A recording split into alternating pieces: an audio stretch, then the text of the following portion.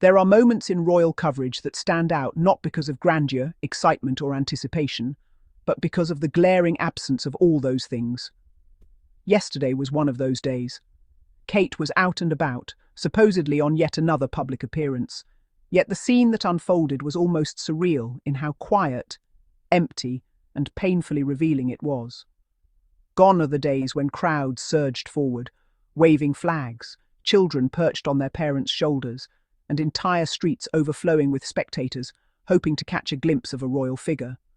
What happened yesterday was the exact opposite. A near-empty space with just a handful of people, most of them not even genuine supporters, but the usual press photographers simply doing their job. And even they looked bored. From a distance, the turnout already looked thin, but walking closer made the reality impossible to ignore. There were about 10 people, literally 10, standing on the other side of the space, and even they did not look particularly excited or connected to the moment. The vast majority of bodies present were holding cameras, not waving hands. They were there because they had to capture something for the day's assignment, not because there was any real buzz. The scene was so flat, so hollow, that it actually pulled attention to the absence itself. And for anyone who has followed the royals for years, the shift is undeniable. There was a time, not too long ago, when Kate stepping out meant crowds gathering well before her arrival. People used to talk about how the streets were lined with fans whenever she appeared. It was a whole production, a whole spectacle. Photographers had to fight for space. Members of the public would squeeze between barriers. People dressed up and came hours earlier just to stand in the cold for a few seconds of eye contact. That memory is still sharp for many, and maybe that's what made yesterday's emptiness even more striking. Because comparing the past to what happened now is like comparing a stadium concert to an empty practice hall. The contrast is almost painful to look at. At one point in the middle of the quiet scene, 2 older folks stood among the few present. They looked genuinely confused, almost as if they had expected something bigger, something louder, something actually happening.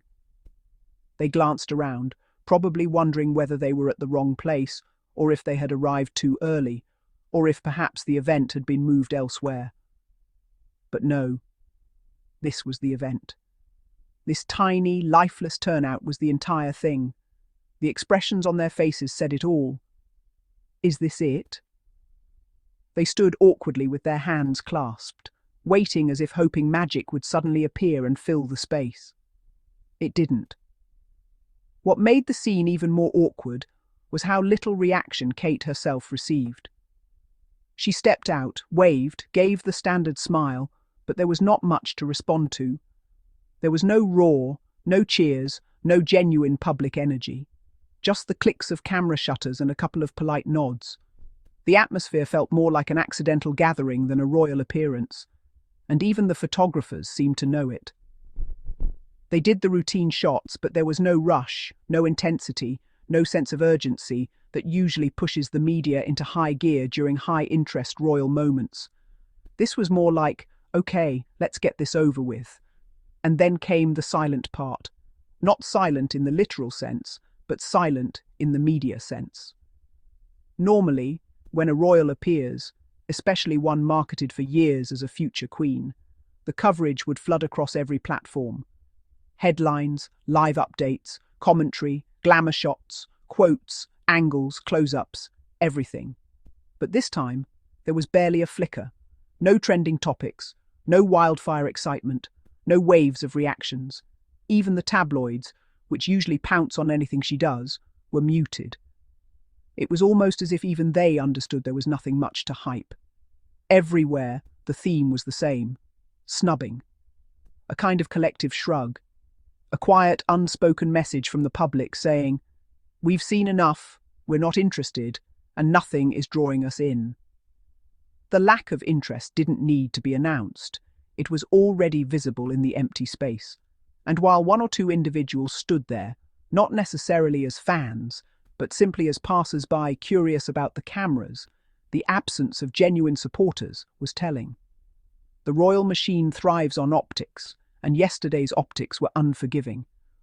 But what makes the moment even more striking is how easily people remember the past. "I'm old enough to remember," many said, when the streets were lined with people waiting to see Kate or another member of the family. And that memory becomes the loudest criticism. This wasn't an event scheduled at 5 a.m. This wasn't a sudden, unannounced walkabout. This wasn't a private engagement. This was something promoted, something public, something meant to show engagement and relevance.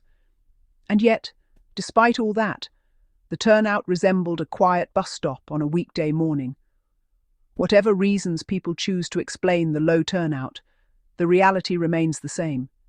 Kate cannot pull a crowd, no matter what the event is, no matter the angle presented, no matter how many times the palace tries to push the narrative of admiration and devotion. The public reaction does not match the story. The excitement is simply not there. And the silence of the media, the indifference of the crowd, and the almost embarrassed atmosphere of the event all underline that point without anyone having to say a word. Even online, where normally royal supporters flood comment sections with praise, things were noticeably toned down. The usual loud defenders were quiet, almost avoiding the topic entirely. Meanwhile, critics wasted no time pointing out the obvious, making comparisons, highlighting the emptiness, and questioning why a supposed major royal figure cannot attract people. And those comparisons kept growing, because whenever someone pointed out the empty turnout, others remembered previous appearances of other royals who had drawn real crowds, actual crowds, not just 10 people and a sea of cameras. It also doesn't help that the media often tries to inflate things, yet even they couldn't do much with what happened. There's no way to manufacture excitement where none exists. A few neatly cropped photos cannot hide the empty space. One flattering angle cannot cover the fact that the media itself was the largest crowd present. And while photographers always show up for assignments, the truth is, they weren't there as fans. They were simply working. Without them, the place would have been almost deserted. The scene with the two confused older folks continued to be replayed online, people joking about how they probably came expecting a traditional royal crowd, and instead found themselves standing in what felt like a ghost town. The humour wasn't malicious. It was simply highlighting the awkwardness of the situation. It's hard to maintain the illusion of popularity when the visuals say otherwise. What happened yesterday raises bigger questions about relevance, public interest, and whether the royal image crafted over the years still holds weight. The palace can release all the glossy photos it wants, but nothing speaks louder than real-life turnout. And yesterday's turnout spoke volumes, loudly, clearly, and unmistakably. It showed that the narrative has shifted. The public no longer reacts the way they used to. The excitement has faded, and people are not showing up. It's also interesting to note that even the event staff seemed aware of the weak turnout. They didn't look overwhelmed or rushed. They weren't struggling to manage crowds or direct fans. Everything was calm, too calm, as if they themselves had expected more, but had to accept the underwhelming reality. There's something profoundly telling about event handlers standing around with nothing to handle. As the appearance wrapped up, there was no energetic buzz, no lingering crowd hoping for autographs or last-minute photos. People simply drifted away. Photographers packed up, the small handful of spectators walked off. And that was it. No public chatter, no excitement, no afterglow, just silence. In many ways, yesterday's appearance felt like a symbol of the shift happening around the royal family. Once adored and heavily followed, now struggling to maintain public engagement. Once surrounded by energy, now surrounded by a thin scattering of cameras and a couple of confused onlookers. And no matter how much the PR machine tries to revive the older narrative of admiration and anticipation, the empty turnout speaks louder and more honestly than any headline. As the footage circulates, people continue to comment on how odd the atmosphere was. The small number of people present, the photographers outnumbering actual supporters, the media not even pretending to be enthusiastic, and the general sense of disinterest filling the air. And unless there is a dramatic shift, scenes like this may become more common. Because yesterday revealed something undeniable. Kate can't pull a crowd. Not anymore. Not even with announcements, media alerts, or staged excitement.